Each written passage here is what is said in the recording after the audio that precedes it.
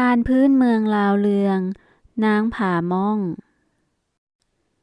แต่กี้แต่ก่อนยังมีเมืองพญานาคแห่งหนึ่ง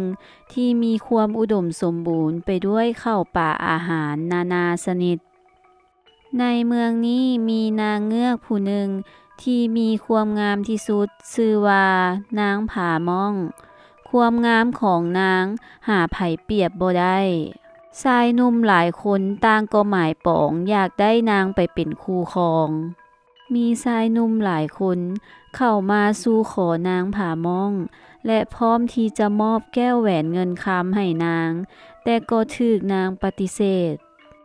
ต่อมาก็มีเงือกหนุ่มผู้มีอิทธิฤทธิ์เก่งกล้าทั้งสองคนชื่อว่าท้าวผาถีและท้าวผาลาดต่างฝ่ายต่างแห่ขบวนขันหมากเพื่อมาสู่ขอนางผาม่องโดยมีแก้วแหวนเงินคำทรัพย์สมบัติเท่าเทียมกันขบวนขันหมากของทั้งสองได้มาฮอดนางผาม่องพร้อมกันนางผาม่องบ่ฮู้จะเลือกไผเพราะทั้งสองเป็นชายหนุ่มที่มีรูปงามและเก่งกล้านางได้ตัดสินใจให้ทั้งสองต่อสู้กันถ้าผู้ใดชนะนางก็จะเลือกผู้นั้นมาเป็นคู่ครองชายหนุ่มทั้งสองก็ตกลงย้อนอยากได้นางผาม่องมาครอบครองท้าวผาลาดจึงซอกกลอุบายเพื่อให้ได้ชัยชนะในการต่อสู้ครั้งนี้เราได้คัดเลือกเอานายธนูที่มีฝีมือดีและเก่งที่สุดชื่อว่าท้าวสิงมูลท้าวผาลาดได้บอกท้าวสิงมูลว่าในมื้อต่อสู้กันให้เจ้าขึ้นไปอยู่ถึงหน้าน้ำถ้าเจ้าเห็นหอนสีเขียวพ้นขึ้นถึงหน้าน้ำห้ามยิงเด็ดขาดแต่ถ้าเจ้าเห็นหอนสีแดงพ้นขึ้นถึงหน้าน้ำให้เจ้ายิงทันทีเพราะนั่นแม่นท้าวผาถีมื้อต่อมาทั้งสองก็ต่อสู้กัน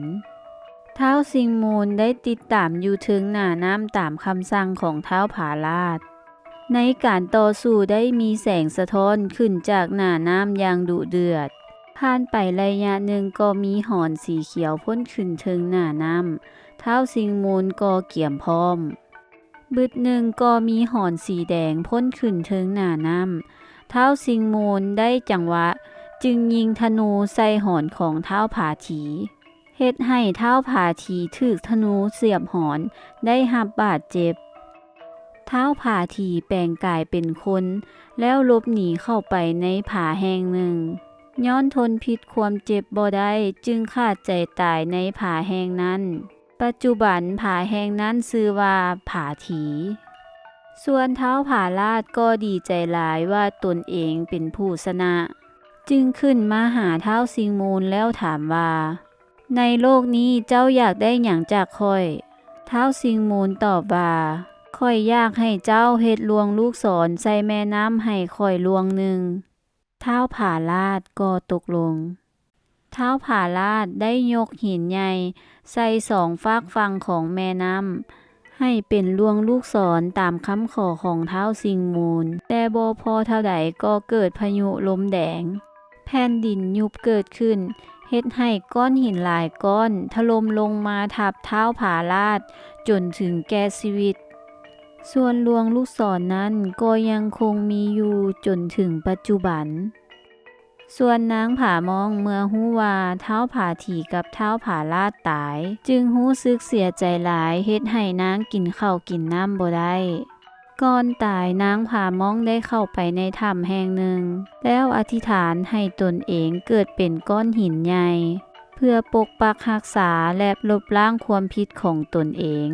ที่ได้เฮ็ดลงไปแล้วนางก็ขาดใจตายในถ้ำแห่งนั้นจึงเอิ้นถ้ำแห่งนั้นว่าถ้ำนางผามองเป็นเรื่องเล่าสืบต่อกันมาจนถึงทุกมื้อนี้